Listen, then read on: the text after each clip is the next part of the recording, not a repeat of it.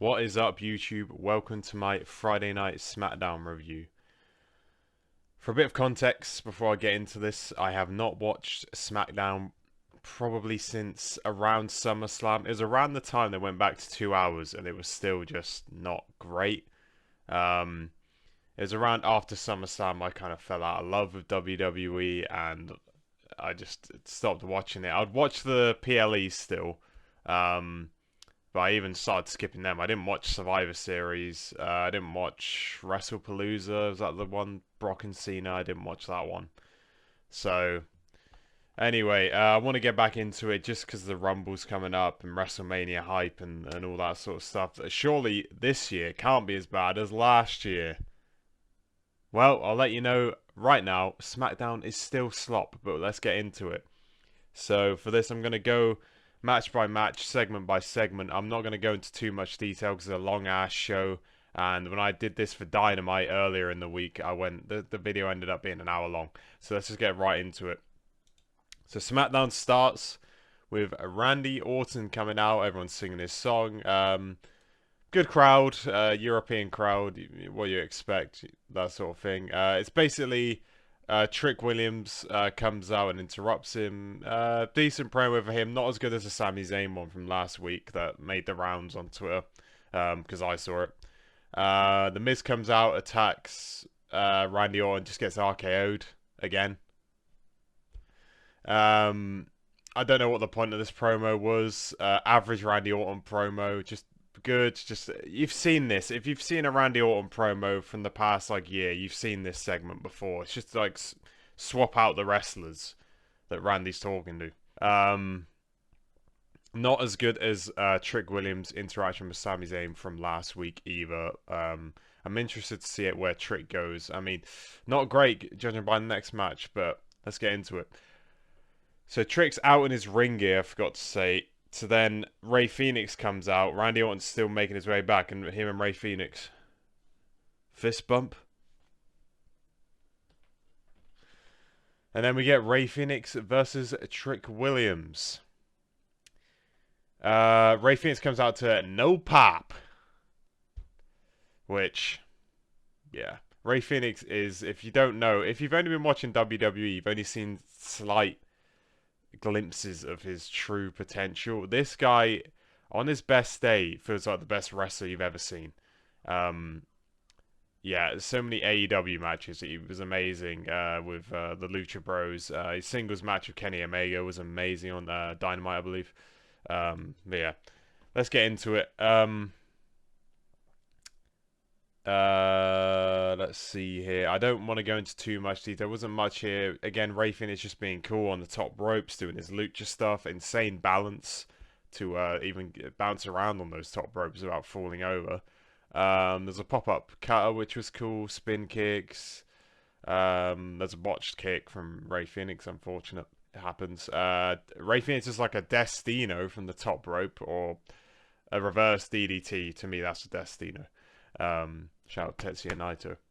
Flying nothing into a pin. Yeah, Ray Fenix flying nothing. Trick, I think Uranagi's him, then pins him. Back and forth pinning, and then Trick wins. And to end my notes, I put, yep, still SmackDown. This was the most SmackDown-ass finish. Like, not a clean finish, just a pin back and forth. And Ray Fenix, oh, I've lost. Not great. I've also put Ray Fenix, in my opinion, should have stayed at AEW, and Penta fits WWE very well. Ray, his style of wrestling, it's just more over in AEW. But let's move on from that. I rate that match 3-star. Nothing crazy, just bang average. Nothing bad.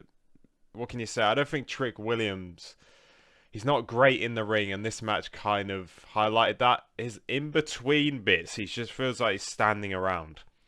But hey-ho. Next up, Giulia does a promo backstage, sets up Alexa versus Giulia for later on. She says some Japanese stuff, so goated I've wrote down. Japanese equals goated, everyone knows that. She says, Arrivederci. Did I say that right? And then she says, Matana, which is Japanese for, like, goodbye. If you couldn't tell, I'm a weeb. Moving right along. Damian versus Alistair. Black recap. Don't give a damn. I didn't watch that match. Judging from the clip, it looked alright, but I don't care about either of these guys. I really don't. Damian does a promo. His promo is very, like, it feels like you can tell his promo is scripted. Like, he's very slow, and he's, like, pausing between each word. That's just a nitpick. Drew comes in, huge pop from me and the crowd, to be fair. Drew is my favorite WWE wrestler, if you didn't know. He was my favorite wrestler overall, and then I started watching wrestling outside of WWE, and I realized, okay, he's nowhere near as good as some of these other guys in terms of the pure wrestling. Damian says he'll come for Drew so he can get his leg trapped in the ropes again. I wrote as a joke. If you remember, I think it was it the Scotland PLE Clash at the Castle, I guess. It was I think it was Drew versus Damian, and Drew got his Damian got his ankles stuck between the ropes. Really nasty looking last year. Drew has Cody's watch, the watch his dad pawned off or whatever, that sort of thing. Drew wants the belt, and the crowd again hyped for it. So let's go. And that will obviously be our main event later on. Alexa Bliss pretends to be on the phone with Charlotte Flair, the most obvious not on the phone thing ever. I could literally do that now. Ready? Who, me? Yeah. What's up? Oh, I'm just recording the SmackDown review. Yeah. Was SmackDown good? Yeah. It was amazing. Oh, you gonna watch later? Okay, bet I'll message you when it's on there. Yeah. All right, yeah. Bye. That's basically how these go. Nia and Lash Legend come in and talk some bollocks. It sets up what happens in the next match. Oh boy. Giulia versus Alexa Bliss. I actually fuck with Giulia. I think she has a really cool look.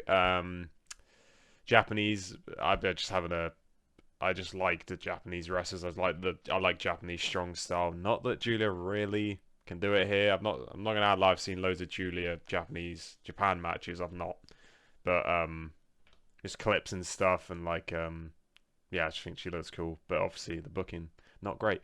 Giulia comes out, no pop. You can't blame the fans for not popping because their booking's been terrible. So what do you expect? I actually had a feeling Alexa was gonna win here because Alexa Bliss, and then I just forgot, oh, it's SmackDown. We do shenanigans. We don't finish matches clean. And then, whoa, there's a break, and we come back. No way, guys. Sydney Freed? Sydney Freed is in the crowd. What the fuck? And he's got the belt. Yo, that is sick. I have no idea who that is. I think soccer player. Big pop for Alexa. No, not big pop. Just a pop for her. There's a cool back and forth at first, and then Alexa completely misses a punch and completely took me out of the match. Kiana stands on Alexa's hair. Thought that was kind of funny.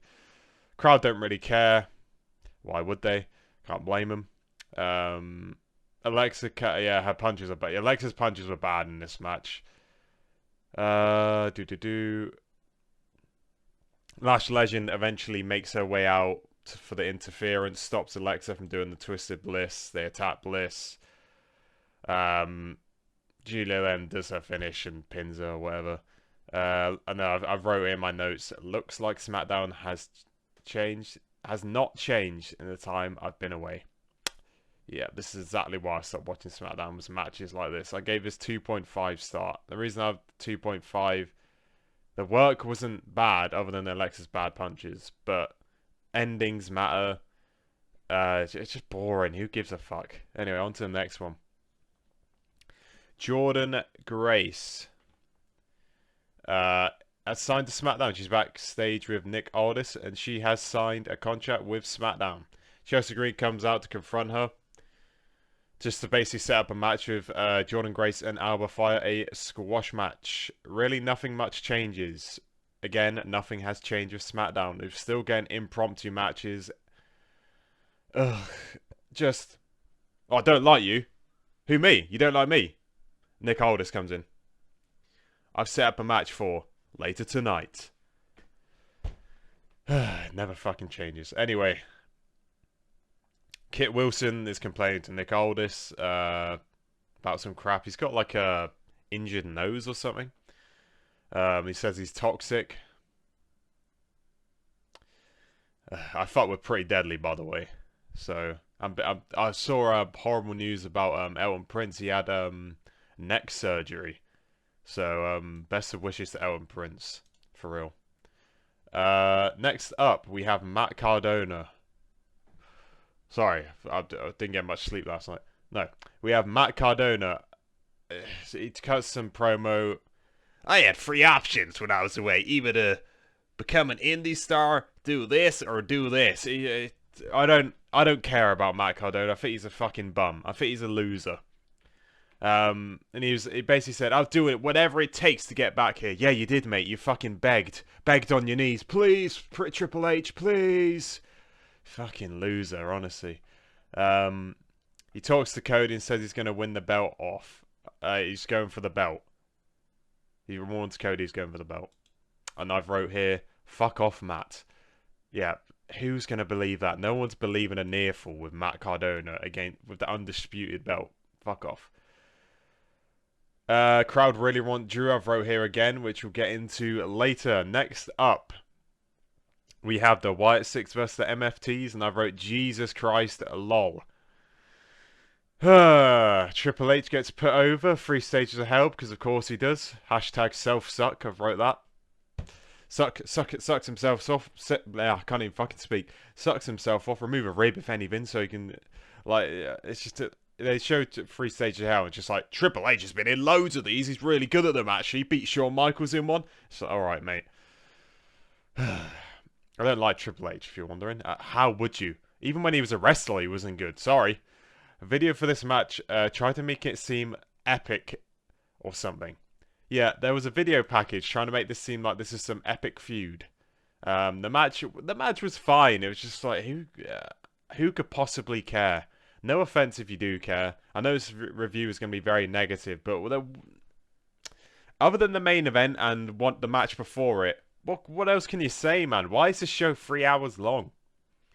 Solo comes out. His theme's still good. He's coming out because he's going to take it all. Bum, bum, bum, bum, bum, bum. We're taking it all. I fuck with that theme. One rare, very, extremely rare Death Rebel W. Entrance is kind of cool. I can't lie. I have to be honest. It actually does look quite cool that all 4 of them, MFTs, are standing here and Solo comes out in the middle. It actually does look kind of cool. I won't lie. Wyatt 6 come out and I got the creeps. Oh, they scare me. Wyatt 6 still have the tag belts. Couldn't believe that. Tonga Loa starting out and I got hype. Just joking, obviously. There was some moves, cool dives from the Wyatts. I wrote down and yeah, type of match you'd be embarrassed if like your parents came in or someone came in your room, friend or someone who doesn't watch wrestling, because you have the Wyatts who just like are this spooky group, Uncle Howdy, Mask and Dreads. And then you have the MFTs with the face paint. If your parents coming in, what the hell are you watching? Yeah. Solo was alright in this. I don't mind Solo, to be honest. Overpushed last year. Was that last year or the year? No, that was the year before, sorry. When he was trying to be the tribal chief. Yeah, that was the year before. Overpushed that year, but I think he's found his role. He's kind of funny, like, oh, you want to tag him in? You want to tag him in? Come on, go on. Funny stuff from Solo, I won't lie. The crowd got loud for Eric Rowan. He goes wild, takes everyone out. Yeah, and then we get a stupid ass finish. Howdy comes in. JC Mateo isn't part of the match. He's just on the outside. JC Mateo comes in to like run interference. Howdy does the mandible claw to him. He's not in the match. Why would you do a submission move to someone not in the match? They're not going to tap out. What are you doing? The guy you need to do the submission on is behind you. Do it to him, if anything. Just hit Sister Abigail on this guy. Quickly get him done with. And then hit the submission on, I think, Tamatonga it was. Just stupid. Like, it's Uncle Howdy an idiot. Solo grabs the lantern to stop him from doing the submission on the guy who's not in the match. So it wouldn't have mattered anyway. Yeah. he grabs the land. Tama pins Uncle Howdy. I've wrote LOL. And he uses the rip-off Hidden Blade Will Ospreay finish, but looks 10 times worse. So Solo takes the lantern, and who could possibly care? This is probably going to keep going on now. He's taking the lantern, and I will not be tuning in for it. If you like this, you know, I don't know how you like it, to be honest. It's just bollocks. Anyway, moving right along. Oh, I gave that 2.75 because the part where the Eric Rowan and Tala Tonga, that was kind of cool, them two clashing together, but the rest of it, just who could possibly care? The crowd weren't that loud for it until Eric Rowan came in too. Next up, Miz and Carmelo interact. Miz is pissed. Carmelo's quite funny here, actually. Miz is getting a title opportunity for some reason. This comes out what is going on here a bit later on. Set up matches for who the champion faces at Royal Rumble, whoever the champion might be. Carmelo trolls Miz. Carmelo's quite funny here. I kind of like him. Nick Aldis is a busy man today. I mean, he's got a million people knocking on his door. Yeah, because Carmelo was talking to Ilya before this. I forgot to note that down. And Ilya goes to talk to Nick Aldis before the Miz comes in. Next up, we have a squash match between Alba Fire and Jordynne Grace, which was set up a minute ago. Sorry, I'm just making sure. Again, I wrote the rating, but I gave it something else on Dropkick. Yeah. Right. Oba video package. I think it's the same one we saw on Raw. Genuinely will be interesting to see how he does on the main roster. That was after an ad or before an ad, and then we come in. Jordynne Grace comes out. Her theme song. Oh my god, I don't even know what it said. Her like the part at the beginning of the song to make so you know who's coming out because the themes are so shit. This is the most generic like guitar theme you've ever heard, man. It's so bad. It actually reminded me how bad the themes were, and we got Royal Rumble coming up, so that's going to be another reminder. Ugh.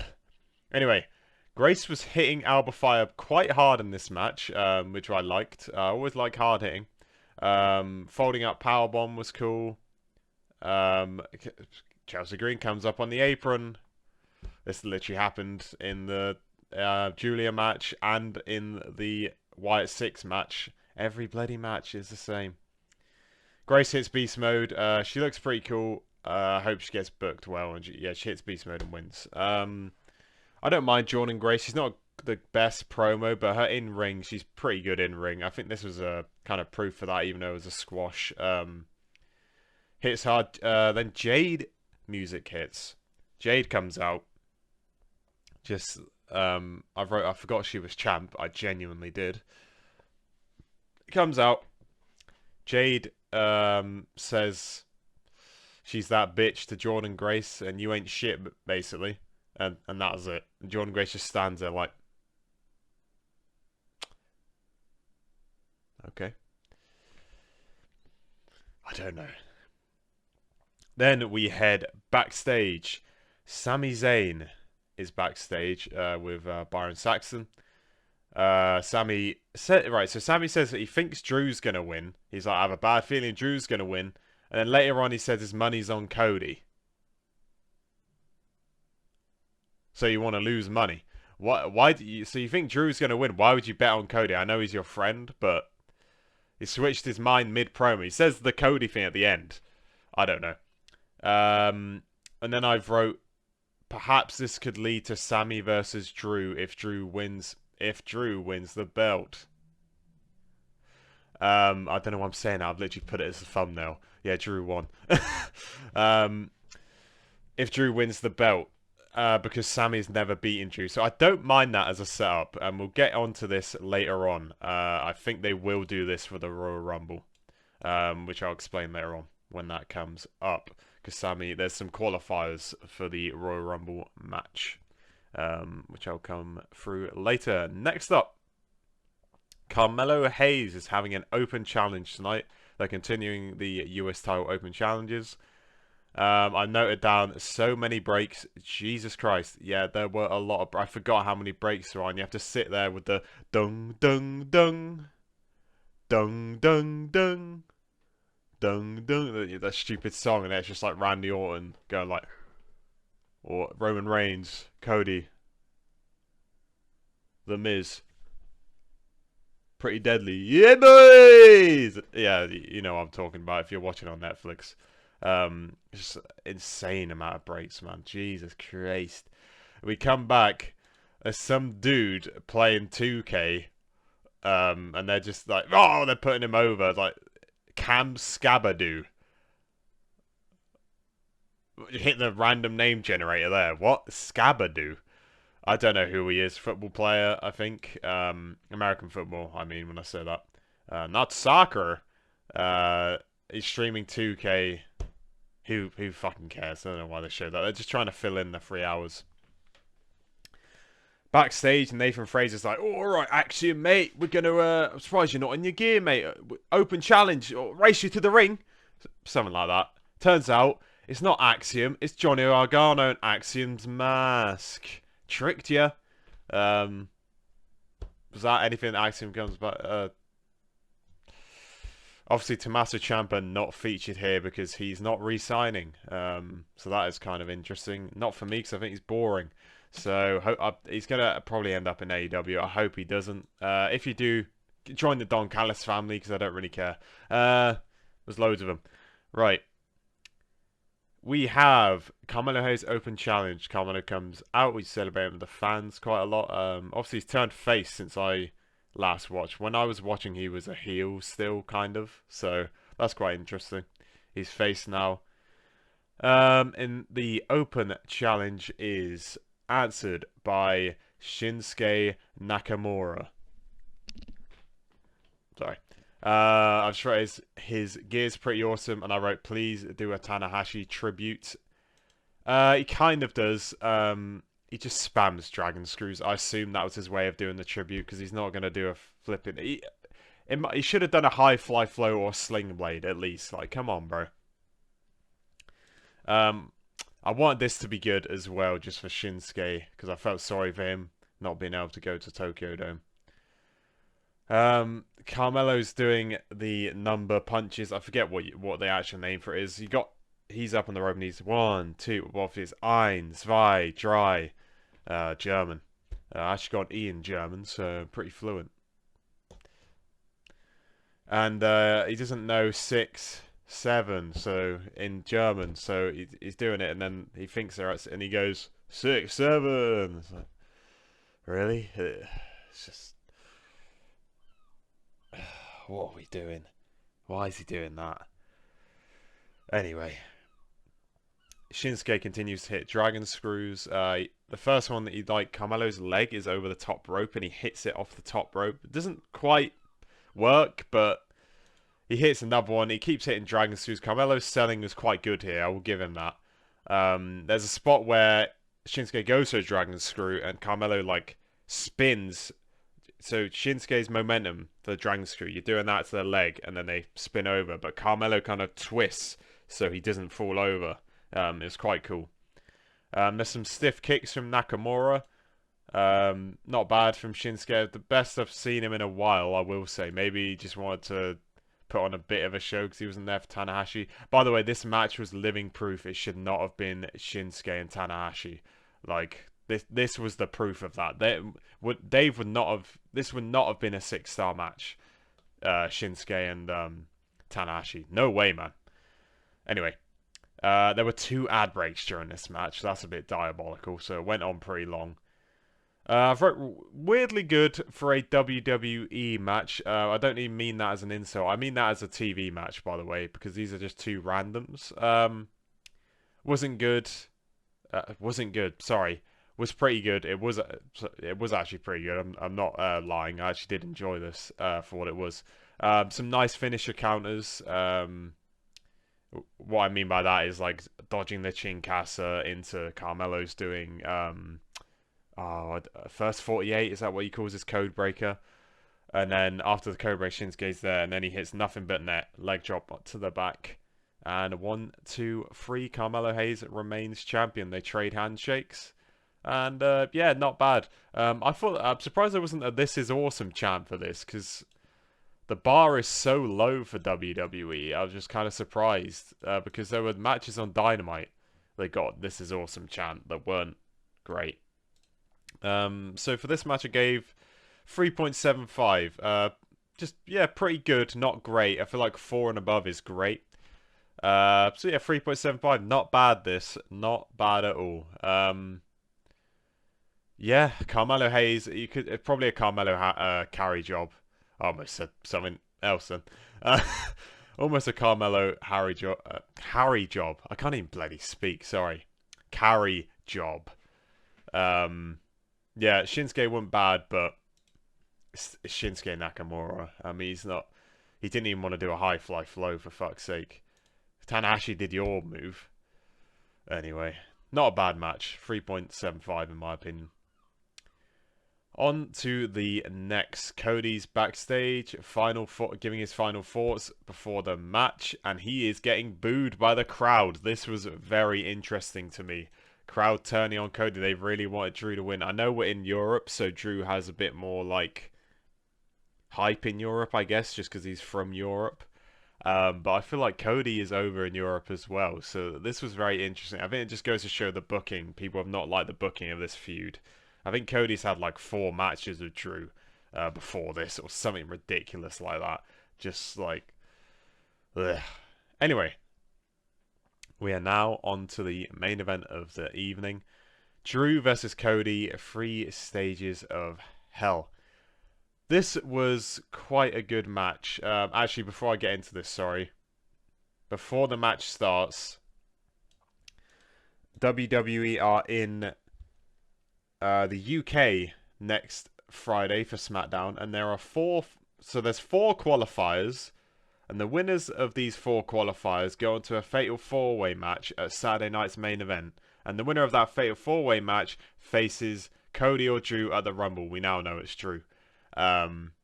These matches are, oh boy, Miz versus Randy Orton. Oh, sorry.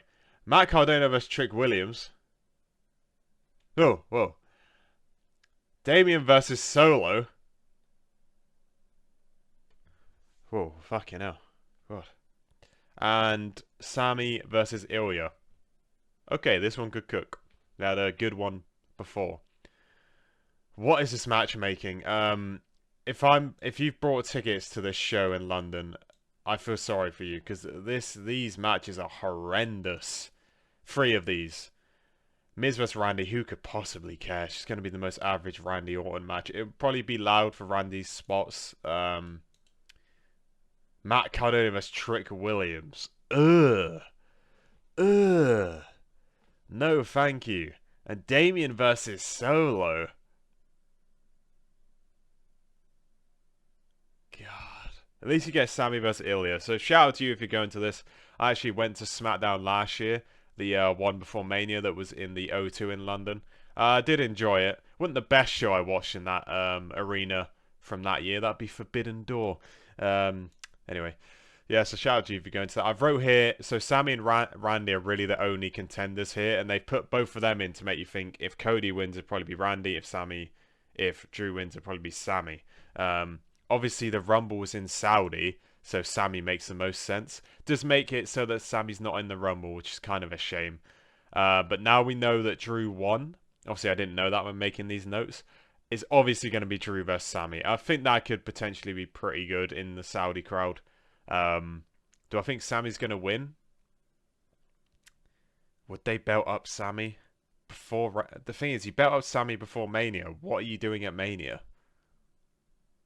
I don't know. I don't think so. What are you doing with Drew as champ at Mania? Do you make Sami champ? Who could win the Rumble if Sami's champ? Braun Breaker?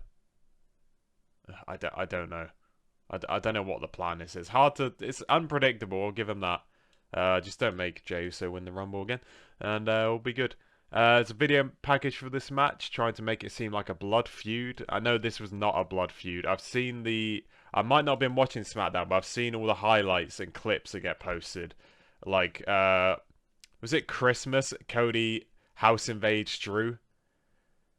Like, what the hell are we doing? He comes up to a house invasion with a camera crew. How's that make sense? Just that was just all. It's just contrived crap. Just crap. Burning the photo. Obviously, it was like a flipping generic image you'd get off the WWE website. That image of Cody and Dusty. Anyway, so crowd have been behind Drew. Drew comes out. They go over the rules of the match actually before Drew comes out, and to win the first match, so it's normal match, just a shoot match. Full count anywhere, steel cage. I think her name Alicia Taylor goes over the rules. I think that's the announcer's name. To win the first match, you must pin, submit, or count out. Thanks. Didn't know the rules of a wrestling match. Falls count anywhere. Oh, what could falls count anywhere possibly mean? Oh, you can get pinned and submitted outside anywhere in the ring anywhere in the arena.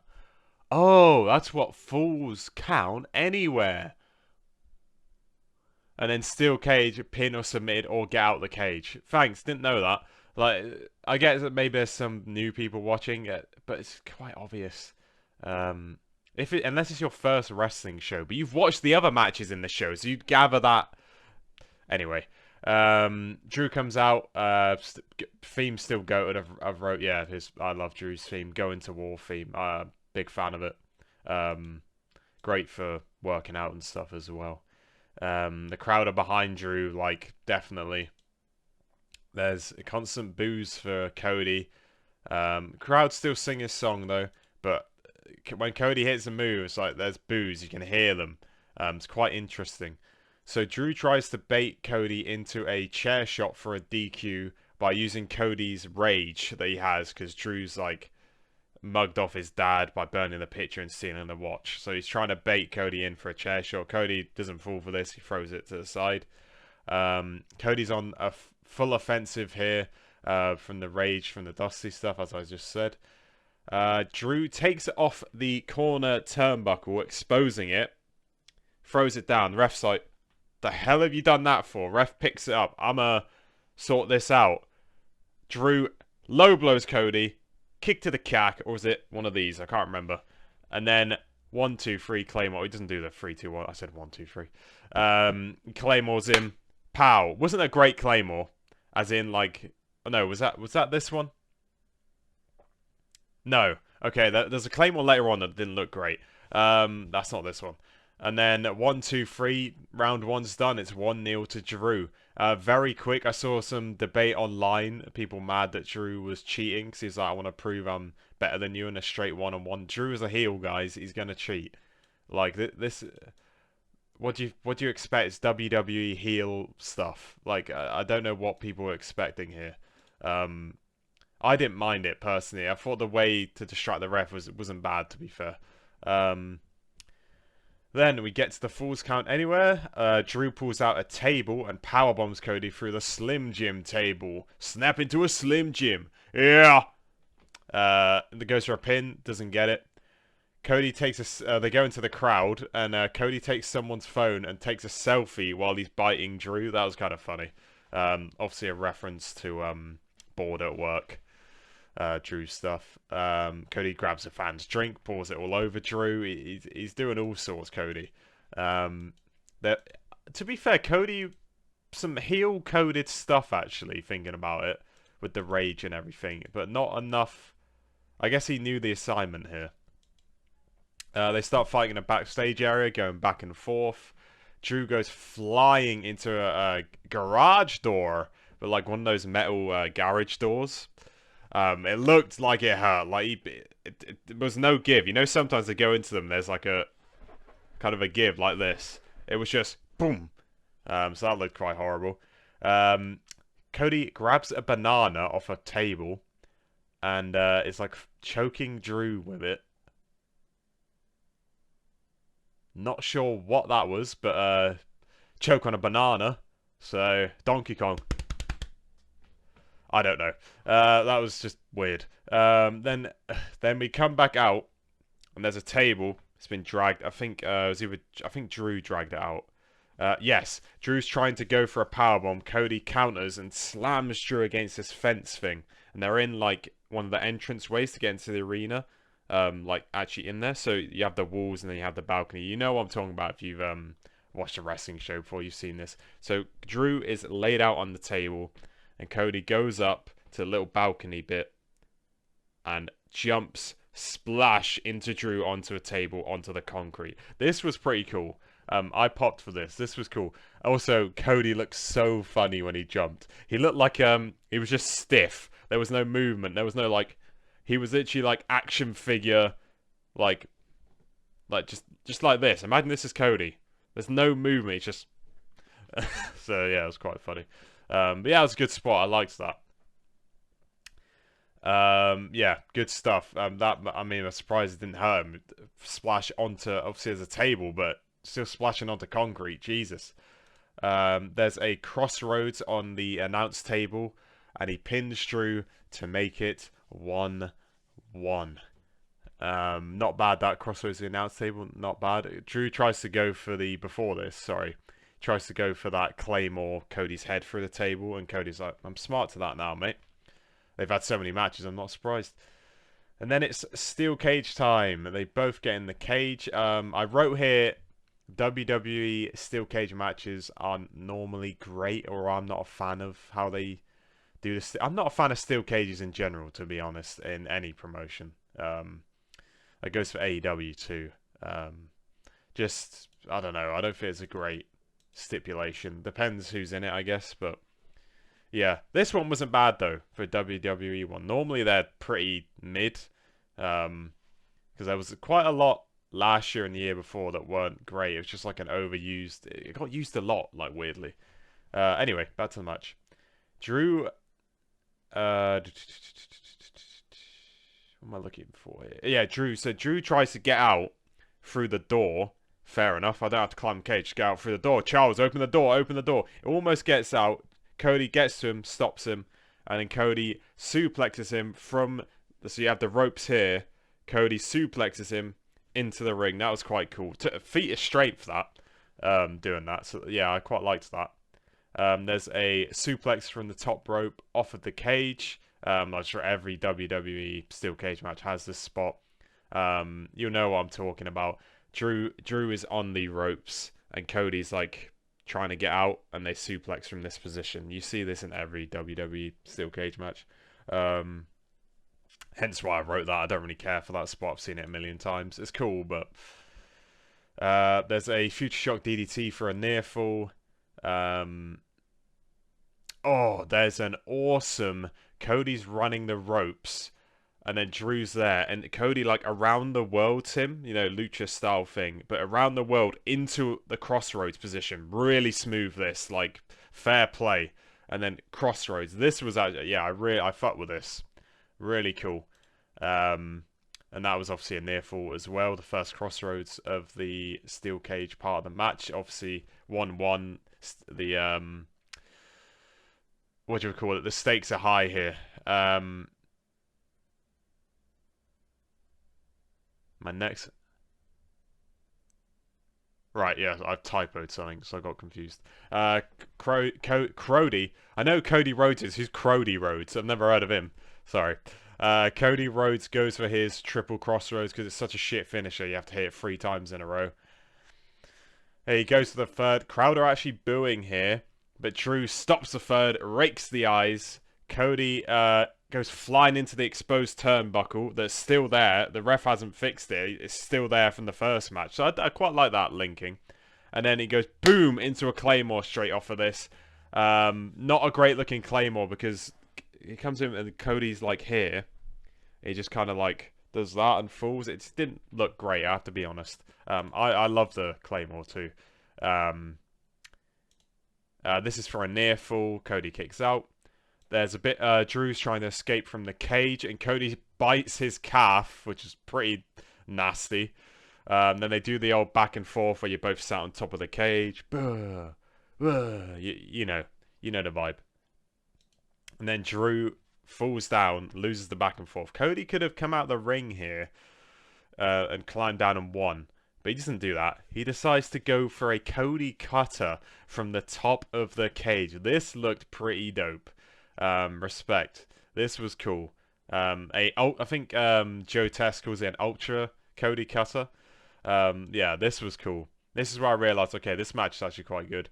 Again, they're trying to escape, really trying to climb over instead of like doing anything else, going for pins and stuff. The pins aren't working, so they're trying to climb out. Both men full. Here's the rope. Yeah, both of them cack first onto the rope, which is quite funny to be honest. To even stuff out, and now Drew it goes for the door, and someone is here for fuck's sake. Triple H has done the hooded man, all black. Like you don't. Who the hell is it?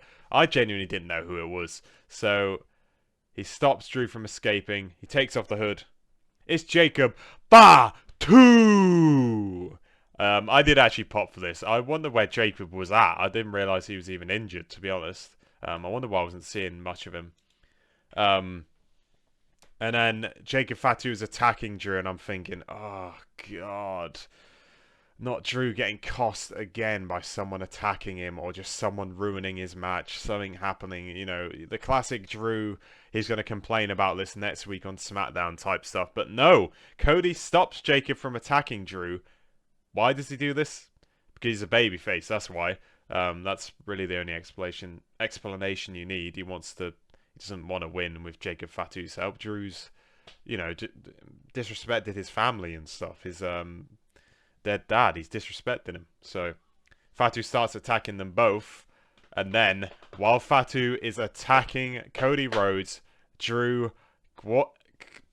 I was about to say walks, just sort of flops out of the ring, and Drew is your new undisputed WWE champion. And there we have it, man.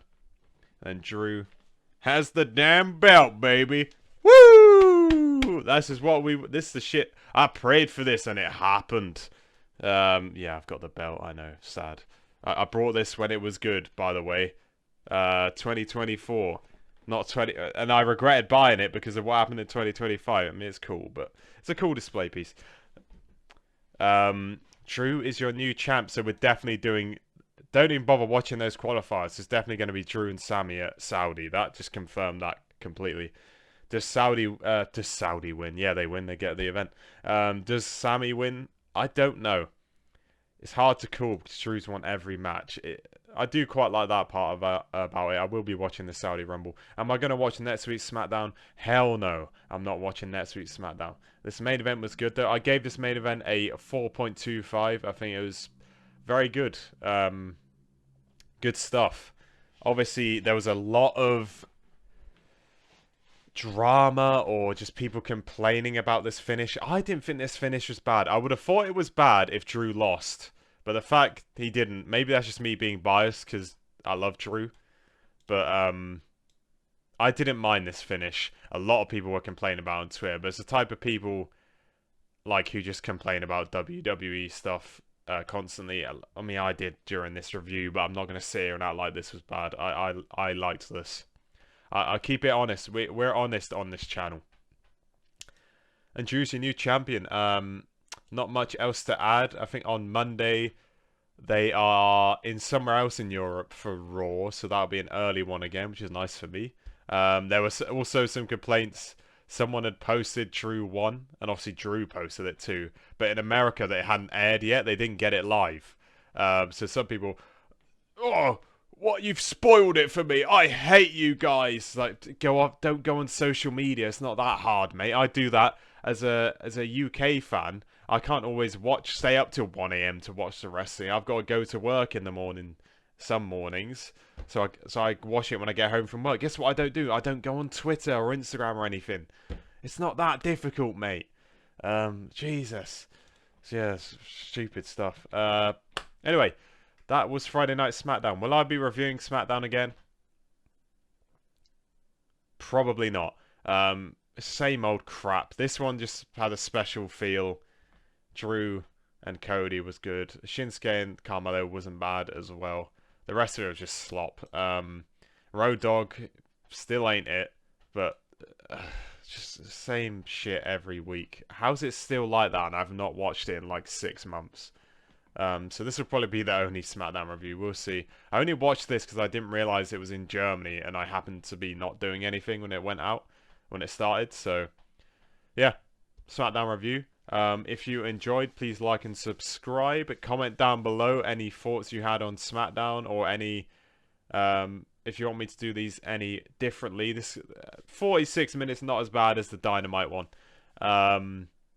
Yeah, that was SmackDown. Pretty bad if it weren't for the main event, basically. Let's be honest. I'll keep it 100. I'm not gonna lie. Yeah, Drew is your new champion of the world. Alright, baby. I don't know what I said. Alright, baby. Alright, guys. That's it. Like, subscribe, comment down below what you thought.